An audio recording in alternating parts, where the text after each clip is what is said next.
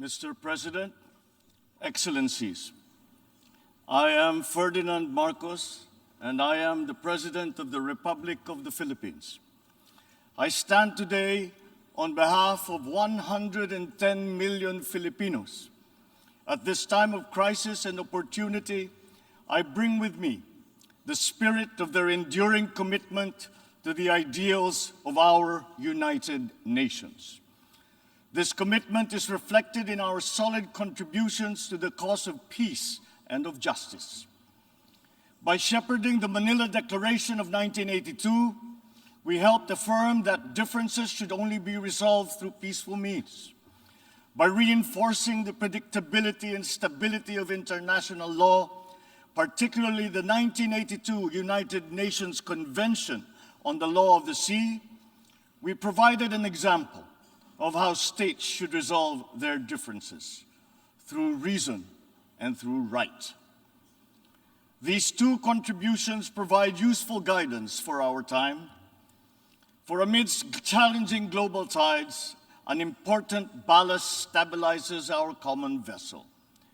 That is our open, inclusive, and rules-based international order that is governed by international law and informed by the principles of equity and of justice. As I have underscored, the Philippines shall continue to be a friend to all and an enemy of none. This world order traces its roots to 77 years ago.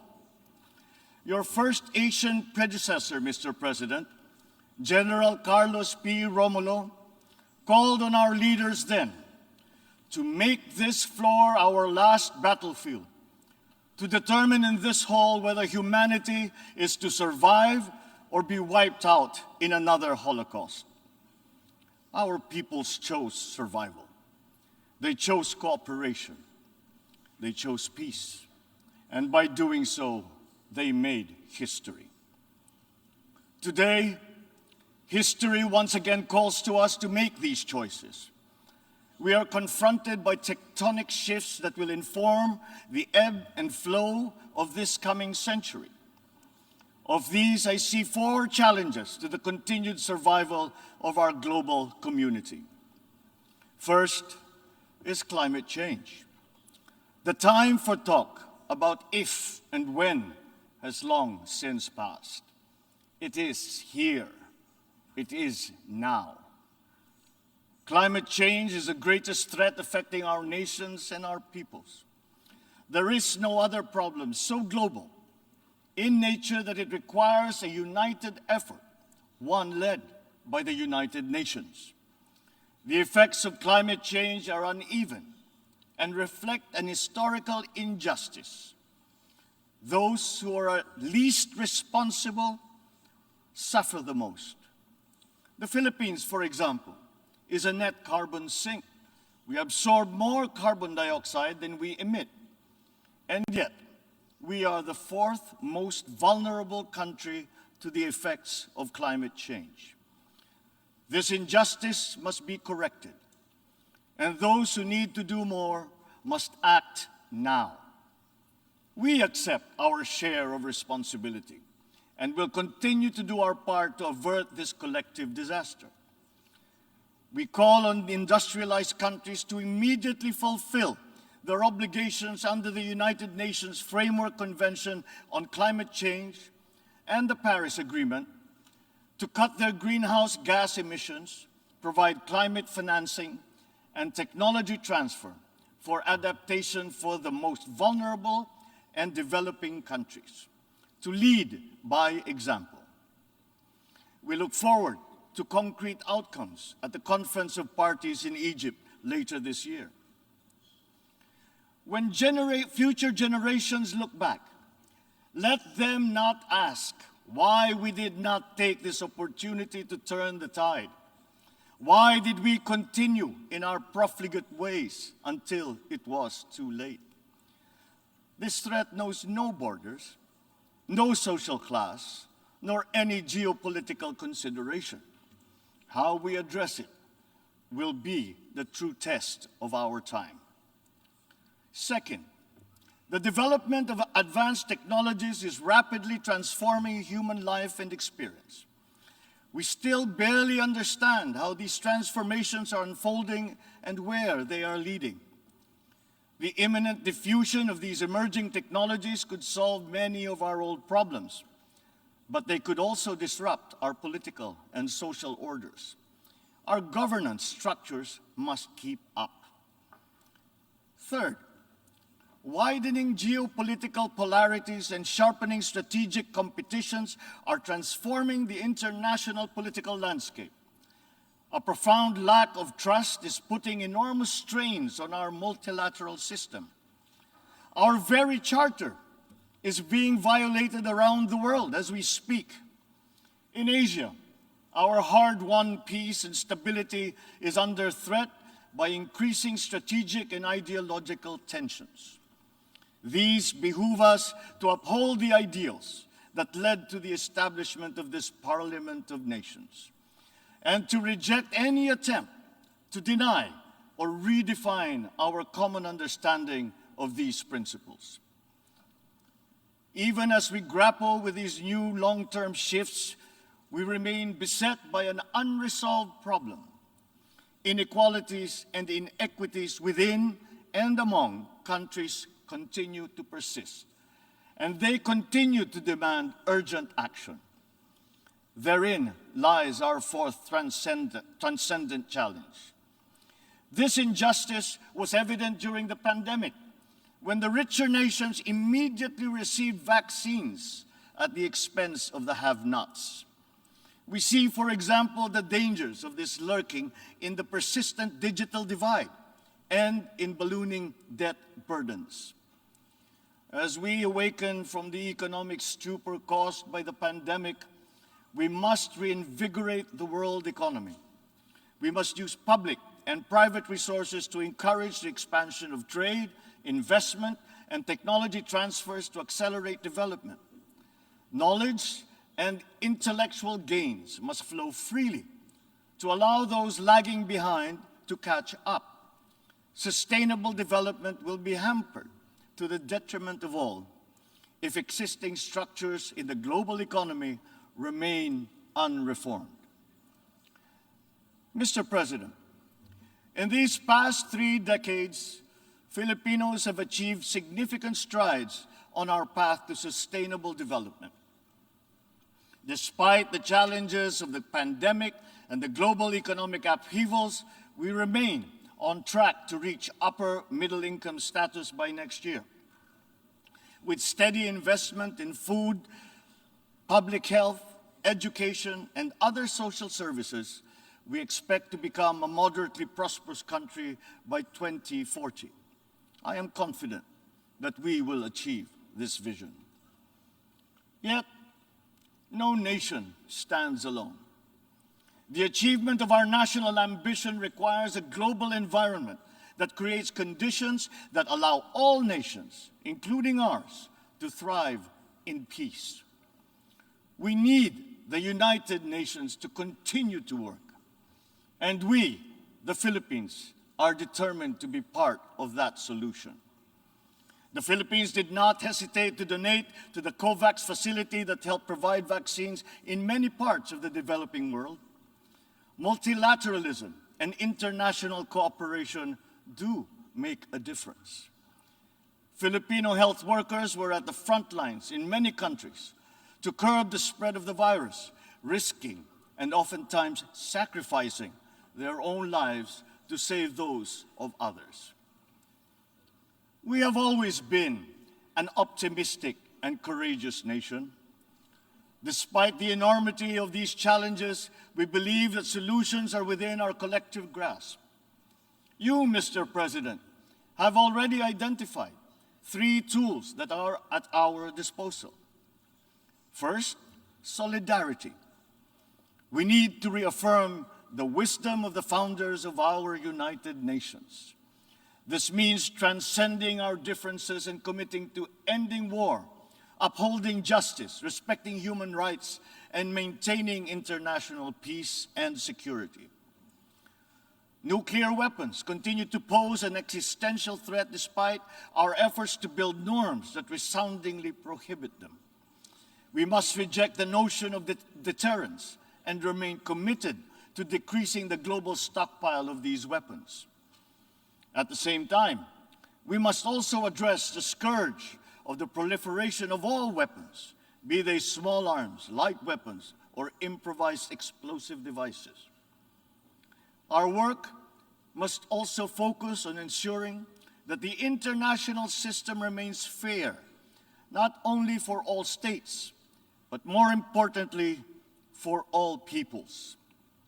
This system must work for the most vulnerable, especially the marginalized, migrants, refugees. The world has witnessed the enduring contribution of migrants in the fight against this pandemic. We still dream of an end to the disturbing incidents of racism, of Asian hate, of all prejudice. The Philippines United Nations Joint Program on Human Rights is an example of a constructive approach that puts our people, not our politics, at the center of this work. It provides a model for revitalizing the structures that facilitates solidarity between the United Nations and the sovereign duty bearer. Our continued solidarity will also benefit from a reformed and more inclusive Security Council and an empowered General Assembly that can hold the Council to account. At the same time, the United Nations must forge ahead with its flagship tradition of global peacekeeping. My country's experience in building peace and forging new paths of cooperation can enrich the work of the Security Council, and to this end, I appeal for the valuable support of all UN member states for the Philippines' candidature to the Security Council for the term of 2027 to 2028. Our success in the Bangsamoro Autonomous Region of Muslim Mindanao in the south of the Philippines is a centerpiece of these efforts. The peace that we have forged after many decades of conflict among warring factions and clansmen demonstrates that unity is possible even in the most trying circumstances. Inclusive dialogue involving all stakeholders, including women, the youth, faith leaders, and civil society, conducted with patience and good faith, has produced a credible and solid foundation for self-government that paves the way for lasting peace and sustainable development. We take the same approach in Asia. The Philippines builds partnerships for peace and development through dialogue, including through interfaith and interreligious dialogue, especially through ASEAN. In the face of great diversity, we believe that partnerships form the bridge to unite all of us in promoting peace and stability in the Asia-Pacific region. Our global community is only as strong as we make it. We need to ensure that all nations, especially developing countries, are equipped with the tools they need to navigate the uncharted waters of this century. This requires a transformative development agenda. We therefore welcome the Summit of the Future next year as an opportunity to collectively roll up our sleeves and chart our common path. Second, sustainability. We must seek solutions that preserve our planet. These solutions must transcend our time and win the future for the succeeding generations.